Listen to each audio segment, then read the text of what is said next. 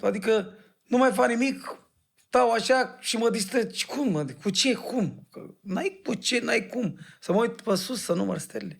Faci investiții neuitându-te la bani?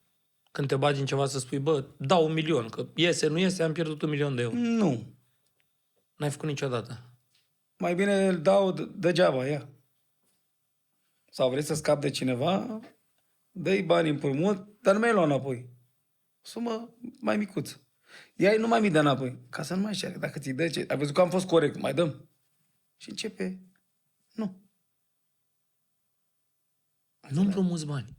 Nu. Deci tu când îi dai, i-ai dat, ia uite că mi-a căzut și pe jos, că Și n-am nu auzit de mult. mai îmi cere. Nu mai mi dă. Ai 2-3 mii la tine? Păi n-am. Dar nu vrei să facem rost, că am o urgență și de asta, dacă nu-i mai vrei, că ești erodat.